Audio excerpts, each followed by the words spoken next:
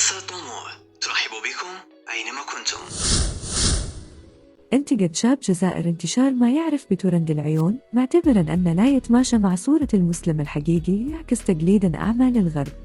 ودعا الشباب إلى الحفاظ على الاعتدال والهوية الدينية بدال الانجراف وراء صيحات عابرة. موقفه أثار نقاشاً واسعاً بين من يراه صوتاً للوعي ومن يعتبره تضييقاً على الحرية الفردية. يزرجيري اللي راكم ديروا في هذا الترند والله ما راني فاهم. راكم داخلين غير حلوا فقيله وراهي شي من الرجوليه غير على الزوج وعلى الاهل.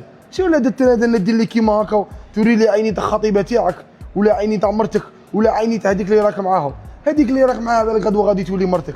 ما تحشمش على روحك، ما تغيش على عرضك نتايا، تجيك نورمال هاد الصوالح مالكش. هاد المله اللي راك تذبح فيها هندي نتايا ولا مسيحي ولا يهودي، راك عايش في التفتح، راك عايش في العلمانيه.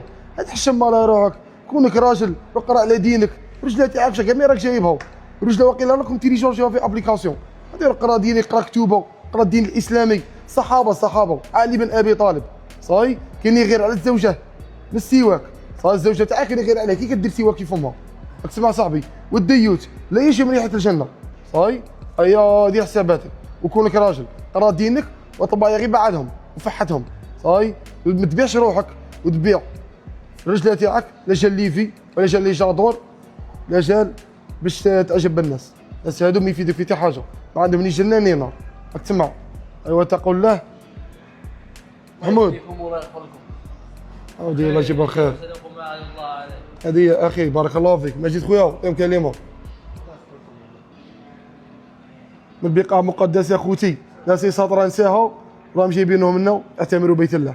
صاي تقدى بالرجال. السلام عليكم.